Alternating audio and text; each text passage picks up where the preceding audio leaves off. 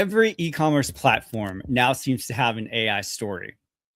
They can generate content, adjust bids, analyze data, monitor inventory, execute thousands of actions faster than us, and probably make you an espresso here pretty soon, at least if you're going to believe all the hype. But activity is not the same as performance. Today, I think we're going to be asking a more difficult question, and that is AI actually making e-commerce business more profitable, or are we simply automating more work? Welcome to Beyond the Cart, a show where we explore the strategies, technology, and customer experiences shaping the future of e-commerce. I am your host, Kyle Hamer. And today I'm joined by Sai Koppala, Chief Marketing Officer at Commerce IQ. Sai brings more than 20 years of experience across marketing, product strategy, technology. Before Commerce IQ, you were Chief Marketing and Strategy Officer at SheerID and held leadership roles at Apigee, which was acquired by Google, as well as SAP. And he co-founded Talent Cove. And so, Sai, welcome to the show. We're excited to have you, and it's going to be a great conversation. Thanks, Kyle, for having me. Looking forward to this. Love it. I mean, so before we define AI, agentic AI, or talk about what technology could eventually do, I want to begin with something concrete. And my question is like, what's one decision like an e-commerce team is making differently today because an AI agent is involved? I think the biggest thing any e-commerce team is thinking about right now is how are consumers discovering my products? So what we do with most of the brands, and most of the brands today, by the way, a lot of the CPG brands we work with, they sell their products to retailers. Like most of, despite when you say e-commerce, most people think of D2C websites, but most of revenue is actually driving through retailer websites. So the biggest change is with the advent of AI, how consumer behavior is changing. Consumers are actually searching through their Chat GPT or Claude on whatever. Hey, I'm for Cinco de Mayo. I'm trying to build. I'm trying to cook something. What do you recommend, right? And it recommends some brand. So the biggest thing brands are thinking about is how do I make sure my brand, think of it as a new channel, a new way consumers are searching for content. How do we make sure my content, which is sitting on an Amazon website, let's say the PDP, shows up and I get that traffic, right? So that is the big change that we're seeing in the last year or so. That is making brands rethink, how do I optimize my content so that I'm getting the traffic? Yeah. Right. And that has direct link to your performance. And this is only going to get more and more traffic coming through that channel, right? For sure. That's what we're doing. So do you think discoverability is one of the biggest sort of AI leaps for e-commerce teams to be thinking about? That's one, right? So that's one change. The other thing we're seeing is this has been happening for a while. Amazon has been at the forefront of it, using algorithms to decide, bid prices, search rankings, and variety of things. On the other hand, brands are still catching up, and you see more and more. Walmart is also using a lot more of these things. A lot of retailers are using algorithms and AI to make decisions that are impacting brands. So how do you as a brand use AI to go toe-to-toe with your retailer? So as a brand, I'm getting hit on from two sides. One, discoverability from a consumer perspective because they're using AI. On the other side, all my retailers are using AI to optimize. How do I make sure my brand still has got a bigger share of search? And how do I make sure I'm optimizing my retail media bids so that I'm getting most incremental sales for every dollar I spend? Love it. No, that's awesome. And that's a good transition into our first topic, which is how agentic AI is changing the e-commerce growth strategy. You sort of made the distinction between agentic commerce, sort of the AI tools shoppers use, and agentic retail, sort of the AI systems brand uses to operate, right? So there's two different ways to think about AI. It's like discoverability, so the tools that shoppers are using, and then the actual like systems that they're using to operate. How does that distinction sort of change the growth strategy for an e-commerce company, in your opinion?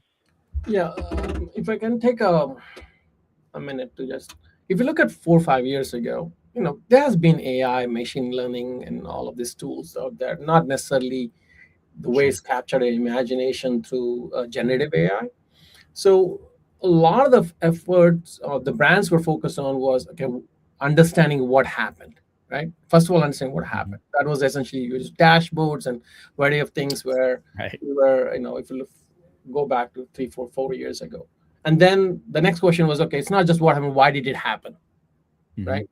Um, but now it's more about, so you had data, you had dashboards, and you had insights, but now it's more about, okay, what should I do? How should I act? Right. So a lot of agentic AI is around automating workflows for e-commerce teams. Things that are repetitive, things that if AI is given enough context, it understands, for example, the brand guidelines, Hmm. the legal guidelines, as well as the retailer context, what the retailer cares about, and category. How are people searching for terms in a particular category? If that can Hmm. all be fed into AI, it can actually do a lot of those decisions, right? Whether Sure. it's optimizing content or whether it's bidding on the right keywords and things like that. So agentic AI is about, in the commerce world, is about automating workflows so that Hmm. the teams are, most e-commerce teams are really strapped. They don't have many more resources. So how do you make those teams superhuman? And that's how AI can Hmm. help them be a lot more productive. No, I love it. It's a good question by Jesse, because do you think brands run the risk of outsourcing discoverability through AI? I mean, it's already kind of happening. It's not something you can really necessarily control, right? Because if it's already, if the shopping behaviors move to using these AI tools for discoverability, like, you already have that occurring. But do you feel like there is any risk that, sort of like the chat GPTs and the Claudes and the co-pilots of the world sort of take that discoverability away, from, I say, the don't, brand experience on their website? I don't think so. It's just like how when Google was there, people were saying, "Oh, everything Google is going to run everything." But at the end of the day, Yeah. people start optimizing for search on Google. More Sure. specific, the bigger challenge I'm seeing with brands today is internal. Who Yeah. owns discoverability internally, right? Sure. The challenge is, if I'm an e-commerce team, there's some of the centralized team that's got brand, it's a brand team, or there's a Hmm. centralized content team.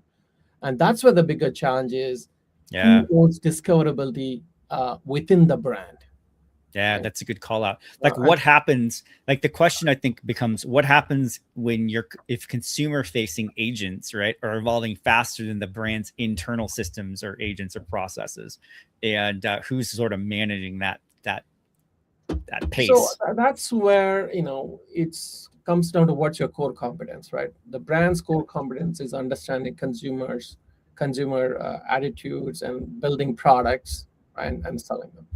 So that's where we are in the business of building.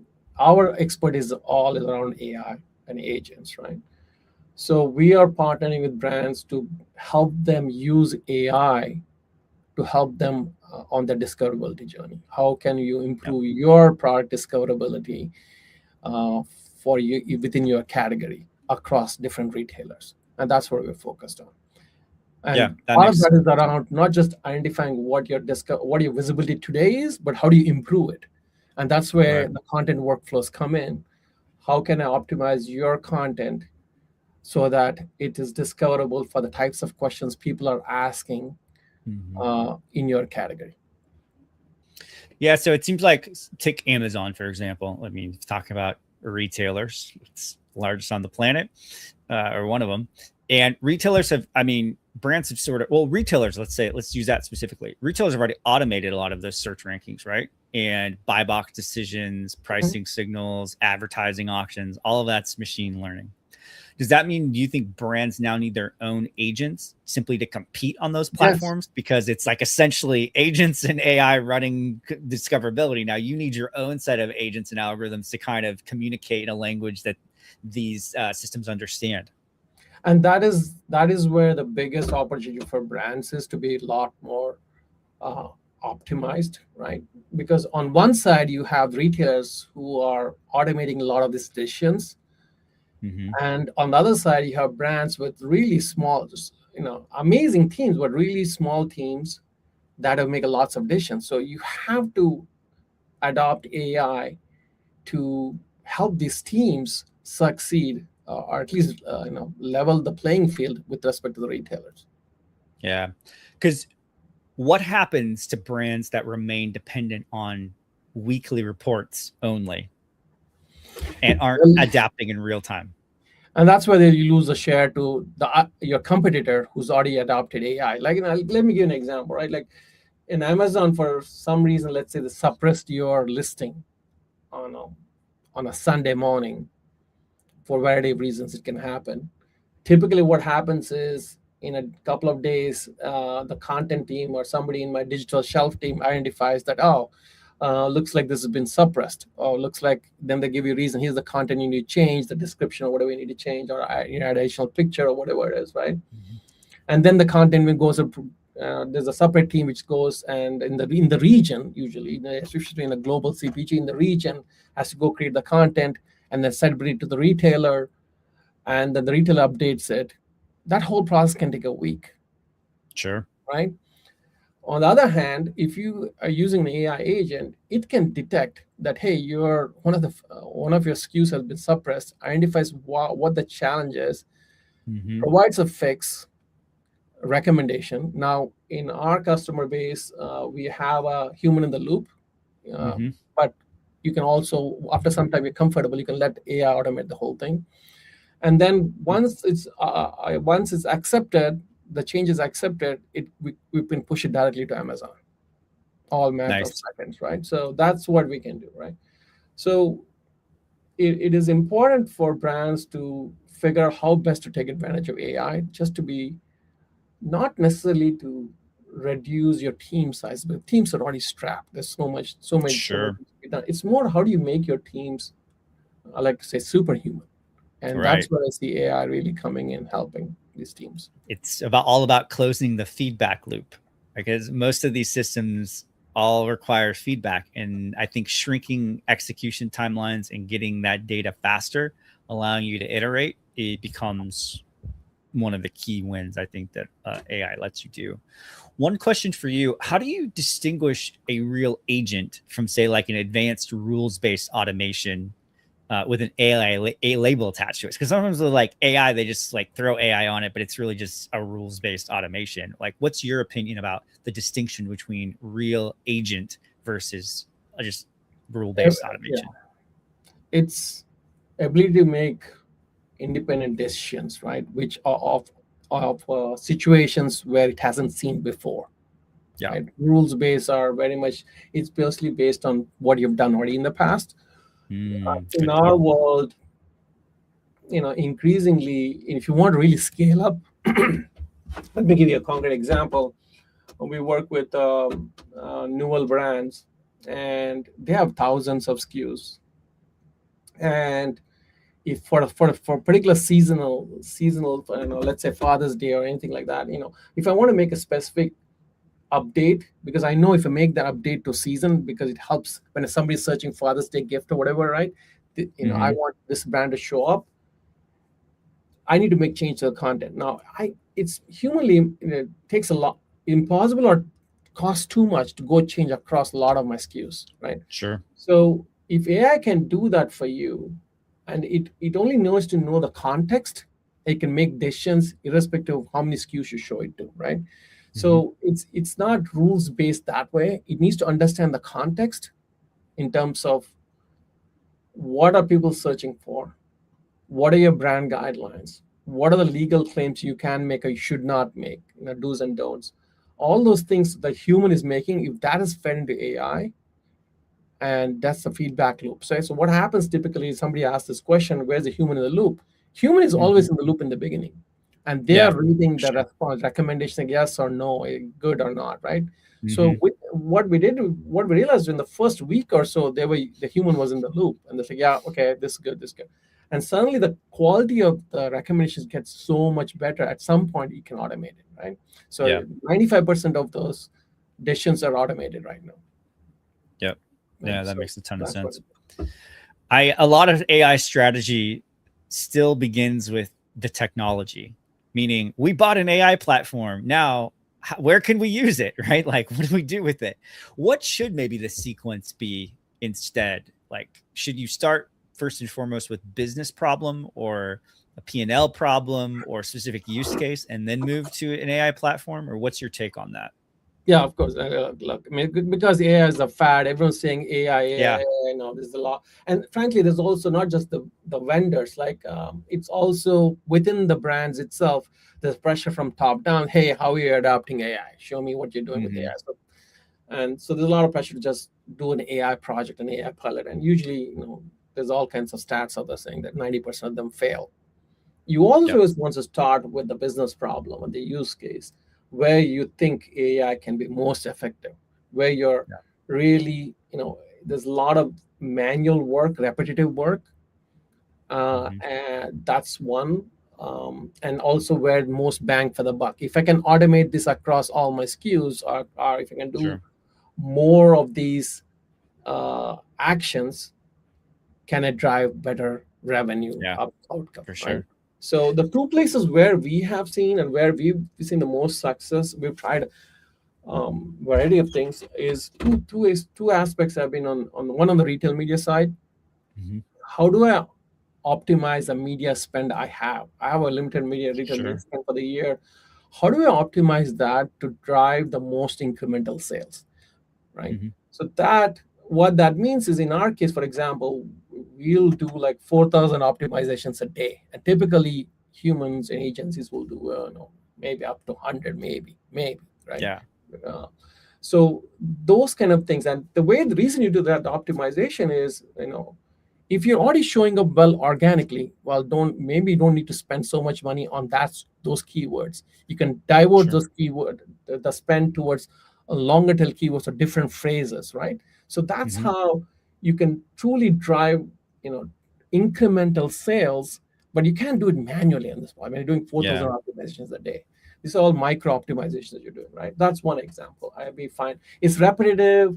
You're just doing different bids. You're looking at different keywords and different phrases. All of that's ideal spot for that. Other one is I was already talking to you about is the content, especially in this days of discoverability. How to improve my search ranking or share of search. It's content. It's optimizing like how SEO, similar to SEO, right? You optimize your content. It can get laborious after some time. That's something you can optimize across all your SKUs for a different for a particular category, for a particular seasonal moment, right? Those kind of things are where we're seeing the most uptake. Yeah, that makes sense. Here's a question for you. Do you think AI can make poorly managed e-com organizations worse by allowing it to execute a bad strategy faster and at greater scale?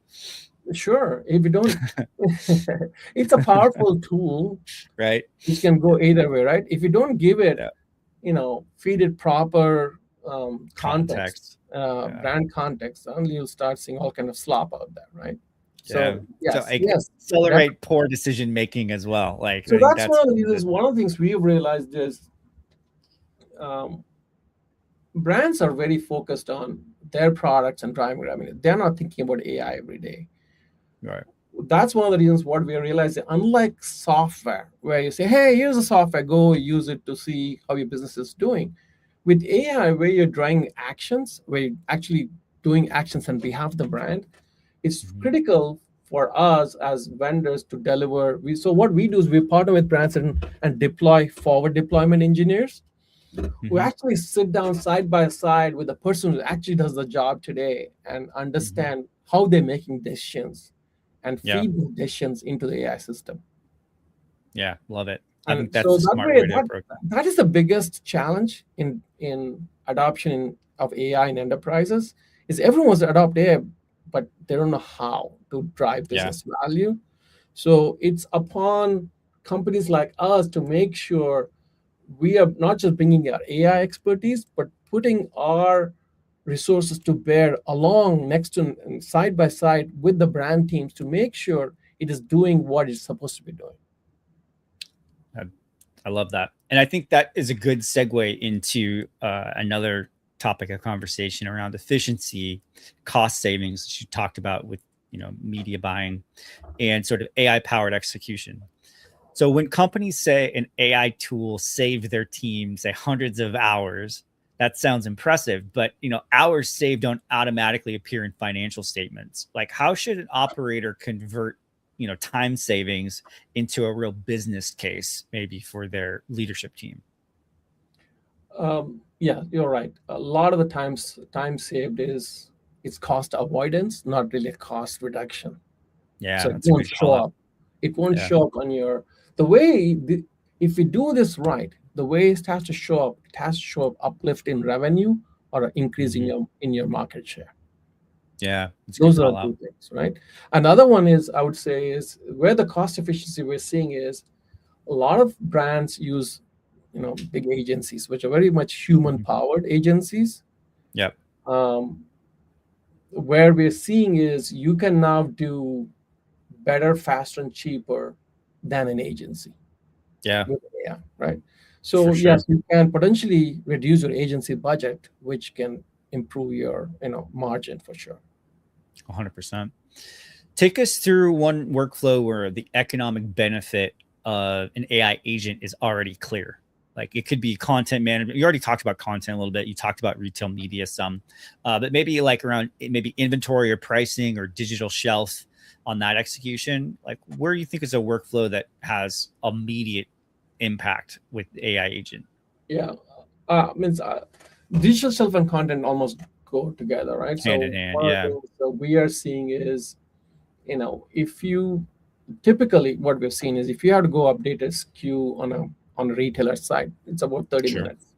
Figuring out what Yep. should I say. You can still use an AI tool in the site to ChatGPT say what the right thing to say. Go Mm-hmm. and update it. It takes about 30 minutes. With our systems, you can do it in 30 seconds with a human in the loop, right? Mm-hmm. So that's direct costing. Now, that's just time savings. The Sure. real value, what we're seeing is we're doing A/B testing.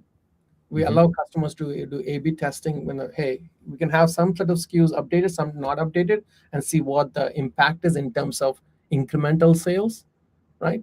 And what we've Mm-hmm. seen is if you optimize your content right way for search as well as for Mm-hmm. chatbots, AI chatbots, we have examples where we've seen a like 9 to 11% increase in the revenue for those SKUs.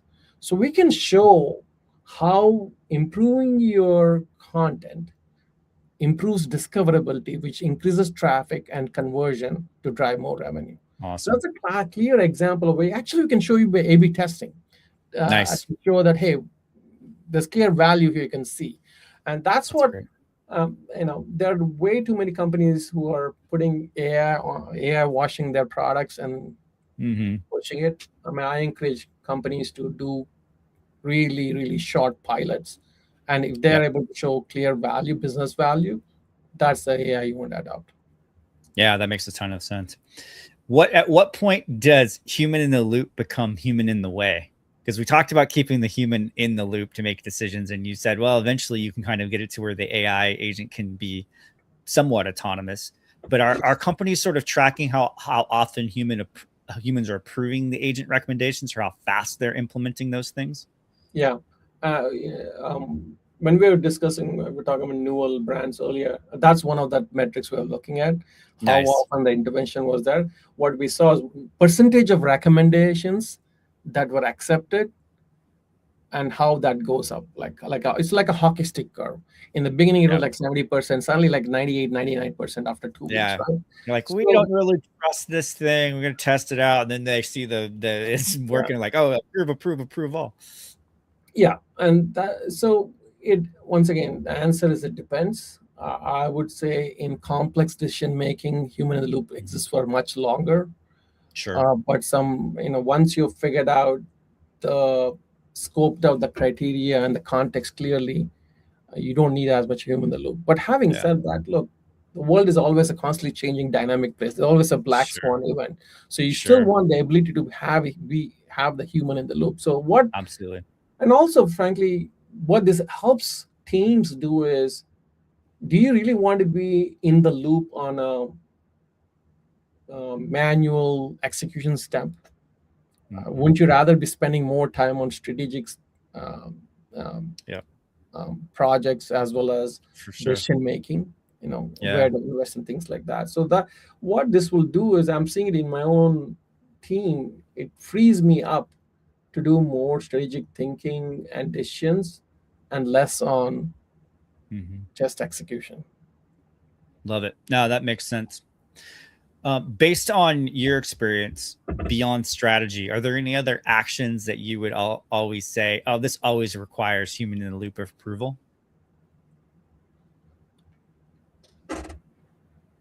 Any kind of strategic decisions is always human. Sure. That's one thing I would say is in any big decisions, right? That's where human, or there is a lot of taste and judgment. So what AI is not necessarily good at right now is on taste and judgment, especially, right? So that's where you need a lot of human in the loop. But it's a repetitious thing where if it's doing the right thing for the first 10 things, it can do the right thing for the next 100 things. In those cases, you don't need a human in the loop, right? That makes sense. But when you're creating a new campaign, well, you need taste and judgment. And that's where, yes, AI can come back with multiple options, but you need an experienced human to say, I would rather go with this one because of the variety of context, which is not understood by AI. That makes a ton of sense. Based on your experience, what's the most common hidden cost of AI implementation? You think it is like data or data prep or integrations or employee training? Like, where do you think is like the thing that people miss the most when it comes to it? The biggest is around data. Like, it's garbage in, garbage sure. out, right? Yeah, 100%. A lot of companies still have such siloed data that unless you have access to that data, it's a lot of the work that goes around is integrating that data. One of the reasons we have been successful is we have a unified data platform that ties in your sales data, the shelf data, the retail media data all together, pulls together from a retailer to help us give a more 360 visibility in terms of the brand's performance. So that's data as one piece of it. The second one I mentioned earlier was closing the loop between, basically how do I make the AI system understand your business better? Yeah. And that's where you need forward deployment engineers. That's become the buzzword in the industry. But truly, you need a person who understands AI tech, but also understands your business by sitting with you, next to you, understanding your business, how you make decisions, and feeds into the AI system, at least initially, right? So once it gets going, then the positive cycle goes on, where with a positive feedback loop comes about, where every time a decision is made, if you're accepting the decision, then AI understands, okay, how you make decisions. So those are two things I would say in terms of adoption of AI in the enterprise. One is data. The second is feeding context to the AI engine. So you need humans from the AI companies working closely with the brand teams. That makes sense. Do you have an example where an AI implementation did not initially create efficiency or performance improvement that the customer experienced or expected? And feel free to change the names to protect the innocent, because you don't want to dox anybody, but like if it was a bad AI implementation that you're like, ugh, that didn't really go that great. Yeah, look, this is a pretty nascent industry still. We've been talking AI we're probably less than a year into this journey, right? Early on, we will realize that if we don't feed in from one of the brands we work with, we fed in all the brand context and everything, but then we were told, like, well, your AI is spitting something you should not be saying. Well, but it looks really good. It's saying made in the USA or whatever, right? Like, no, we cannot claim that. Our legal guidelines say you should not claim whatever the thing was. So, well, we didn't know that legal guidelines or something that we fed into it, right? So it all comes down to data and context, right? There's nothing magical about this. Once AI system has enough context of how decisions are made within your organization and has enough data, accurate data, it can make decisions, right? So A lot of the mishaps that happen are around those two topics. Either you don't have clean data, or you haven't fed enough context about how decisions are made within your company. That is causing the challenges. Yeah, I love it. So, so Commerce IQ has discussed, I think, on your website and different things, examples where brands generated sort of major increases in incremental return on ad spend. I think one specifically was an auto care brand that was tripling traffic and increasing sales by something like 200% without increasing media spend. I think that was a case study that you'd had on there. So tell us a little bit, like how did you isolate the contribution of AI to that particular case study? Yeah. So this goes back to the 4,000 optimizations a day I'm talking about, right? So what's happening is, typically, if you're using a human-based agency, right, what they would do is they'll say, in this category, here are all the top 20 keywords, guys, and let's optimize for those keywords. Mm-hmm. Where we are focused more on is, hey, how are you doing on those top 20 keywords? Forget top 20, top 200 keywords or top 500 keywords in your category. How are you doing organically without any spend? If you're already doing well on the top 20 keywords, let's not waste money on those top 20 keywords. Let's focus on longer tail keywords. Those conditions have been done by AI. It's very difficult for human to go through those. So what you're doing is a lot of long tail keyword optimizations. So that way, on terms where you're not doing well organically, you're spending the money incrementally on those. And that's what the incremental revenue we're talking about is. If you're going to spend on keywords you're already doing well, that's not really incremental. You're already getting the revenue. You don't need to go sponsor another ad when you already own 6 of the 9 boxes at the top. Mm-hmm. Right? So that's where, when you're seeing phenomenal improvement, it's because you have the technology. The AI agent is now able to see not just the top 20, but the top hundreds of keywords in your category or phrases in your category, and decide where should we bet the next dollar on, which is truly incremental compared to your organic placement today. Sure. And I think that's actually kind of layered into this question. It's like, what is the difference between attributed AI result and incremental AI result? Right? Because you can kind of look at it, it's like, oh, I can attribute this to AI, but what you're talking about is we're going to measure actual incremental growth from our agents and from the AI activity that we're doing. Attribution is a funny game. So it's a little bit like this. That one. Hey, I'm in marketing. I know people always ask me, okay, which channel contributed what revenue? Guys, a multi-touch attribution. So that's the reason I was talking earlier, Carl, about, one of the things we want to deploy, especially on the what we're doing with the content, is I want to show A/B testing. So you can decide for yourself. You're going to take some SKUs and make it AI, some not AI optimized, and you can see the difference. And that'll tell you what is incremental versus not. And the same thing we did with one of the top 5 tech brands in the world. We did a side-by-side testing. Here is your existing vendor and agency using, and we'll run a campaign side by side. And they found a 7% lift, right?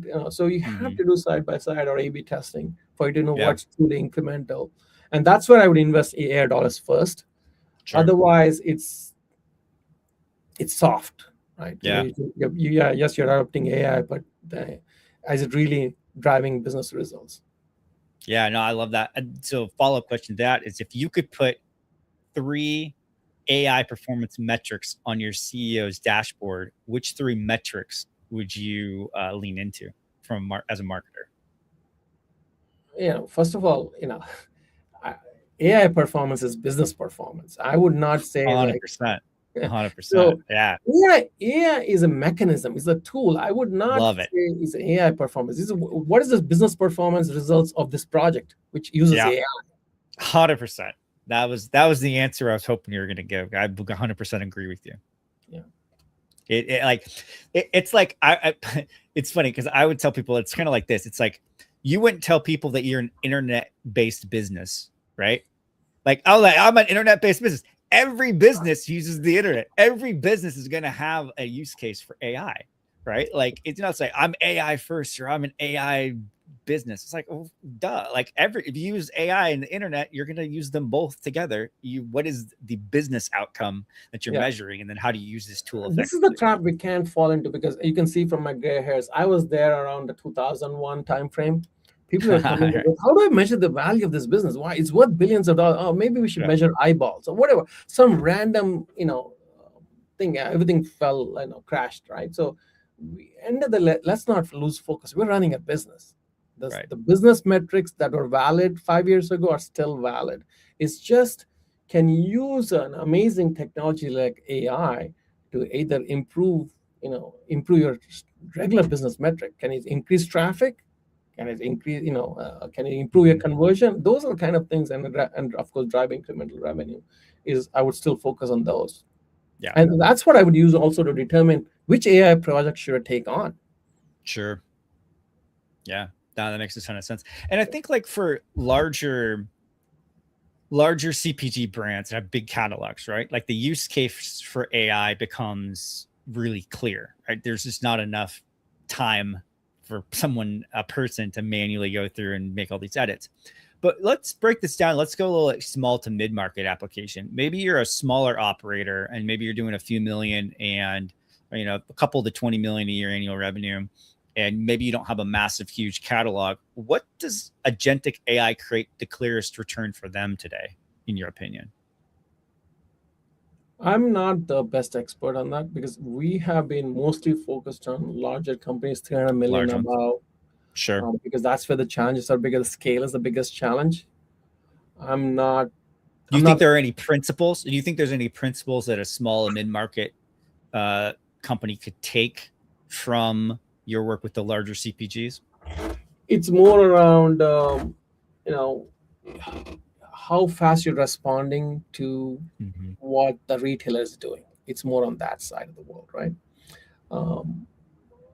And the other one also is, you could be a small retailer, but you're still optimizing your content for AI chatbots is still very relevant. Now, does that require, if you only have 5 SKUs, let's say, do I need an AI agent for that? Probably not. Yeah. So even though I'm in the valley, I'm actually late adopter of technology. So I only adopt it actually going to make business sense.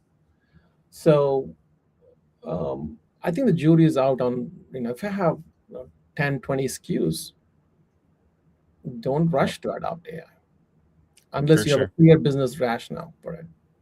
And I think that goes back to your original. More on the larger, if I have like 500 SKUs and I'm operating in 25 retailers in the US alone, that's where the challenges come in. And also, I'm spending millions of dollars on retail media spend, and most of the time I'm not seeing the return on ad spend as well as I would like to see. How can I optimize that? That's where I'm seeing, it's essentially taking actions and decisions at scale is where AI can help. Yeah, I love that. What is one AI-related investment that e-com leaders are likely to regret making over the next 2 years? Or one that they're likely regret not making, as a flip side of that question? By the way, one thing I'm seeing actually, it's more relevant to the D2C brands, is on the chatbots on their D2C brands. I'm seeing a huge value. I'm seeing brands gain. What I'm hearing from the market, where having instead of having to navigate the entire site, having a chatbot that helps me navigate quickly and gets me the answers what I want and links me. That is, people are seeing good results on that. Whether it's not just customer support, but discoverability of web products or D2C site is something where has been helpful. I literally saw an ad for a platform. I don't remember what it is off the top of my head, but it was basically an e-com platform, like a competitor Shopify. But the entire premise of it was AI chat powered first. It's like have a conversation. The landing page was literally like an AI conversation for discoverability, and it was just making product recommendations based on the questions and context that add about it. It was a super interesting idea. I have no idea if it's going to take off. Some version of it probably will, but I don't even remember the name of the group. You bring up a good point, Carl. I think there's a lot of people pushing for that, saying that, hey, we don't need the UI has completely changed. We don't need a whole UI. We just need a chatbot. That was their premise. That is one of the big assumptions underneath that is consumer behavior is completely going to shift that way. I don't know. I don't know the answer to that. If it does, yes. But if it doesn't, there's still, because people always in the tech space overestimate how fast people change. For sure. Yeah, right. So I'm not 100% convinced everyone's going to go to chatbot route. There'll still be people who want to browse through 5 to 10 different things to look at. So I think the jury's out on that. Agreed. All right. Well, we're coming into rapid fire. So these are a few questions. I'm just going to shoot them out to you, and you can just, off the top of your head, give me your best answer. You're ready to go? Rapid fire. Sure. All right. What is the most overused AI term right now? Agentic. Yes. I love it. 100%. What is one e-commerce task that you would automate immediately if given the opportunity? For the large brands, because discoverability is a huge challenge, I would say content optimization. Yeah. Love that. What's the most underrated requirement for a successful AI deployment? Data. Nice, good, clean data, and all of it. Going back to your the legal requirements, right? Exactly. Like make sure you got full 360-degree view of everything that could be a stakeholder. Because you think about stakeholders when you make business cases, right? But I think you have to think about stakeholdership in AI as well, and the data sets you bring to the table. Because you're gonna have different quote unquote virtual stakeholders that are defining that context. Yeah. One of the interesting things, by the way, just people always think of AI as a tool. I think you are better well served to think of it as almost an extension of your brain or the company's or brand's brain. Mm-hmm. Right. Yep. 100%. That opens up possibilities of how you can use the AI more effectively in your organization to drive business decisions and value. Love it. What last one? What's one question every operator should ask an AI vendor before signing a contract? What are your terms of a pilot? There you go. Nailed it. Because I've been on the other side. There are so many AI vendors out there. And to make a decision is hard. So you need a pilot. But at the same time, I also understand I can only do so many pilots. So I would say a customer reference and a pilot. Love it. Yeah. Love it. Very cool. So Sai, where should people go to learn more about you and the work that Commerce IQ is doing? If you're interested to learn more, you can reach out to me at sai.k@commerceiq.ai, or you can go to our website, commerceiq.ai. Awesome. Well, this has been a really great conversation. I appreciated your insight. I mean, there's so much to unpack. And AI is moving so fast, and it's really cool to talk to somebody who's sort of at the forefront of helping brands sort of execute this at a really high level. So, Sai, thanks for joining me on Beyond the Cart. Kyle, thank you so much. I enjoyed the conversation. Hey, one more thing before we wrap. I run something called Operator Sprint. It's the first time you're hearing about it because we're just rolling it out, but it's 8 weeks live for Shopify operators doing between 25 and about 200,000 a month who have already bought courses, gone through trainings, read frameworks, trying to use, ChatGPT or something to figure it out, but still haven't installed any or all of it. And that's the actual problem that I keep running into with clients. And even in my own business, it's like information is the commodity, installation is the product. So the sprint isn't a course and it's not a mastermind. It's in 8 weeks, 8 live calls. It's probably going to be a few more of them in there as well. But then you ship one deliverable every single week. And at the end, you're holding your CEO dashboard for your business and a before and after scorecard on what actually has changed. And the guarantee that I give is if you do the pre-work and you show up for at least 6 of the 8 calls and you turn in those deliverables at the end of 8 weeks, you don't have the artifacts in hand, you don't have that deliverability, that value, I'll refund you in full and you keep everything that you built. So if that sounds interest to you, the operator sprint is 10 seats or less. And that's the delivery cap. It's not a marketing one because above 10, I just can't work as closely with the folks that I want to work with for that. So if that's something that is interesting to you and that's the situation you're in, you can go to omnirocket.com/sprint and book a 30-minute fit check call. This is not a sales call. If you're not a right fit, I'll tell you directly on the call and I'll try and point you to something even better that'll be more appropriate for where you're at. And also, if you know anyone who might be a fit, you send them my way and let me know that you sent them, and I'd highly appreciate it. Again, that's omnirocket.com/sprint. And thanks for listening to Beyond the Cart. And until next time, keep testing, keep learning, and keep building a better e-commerce business.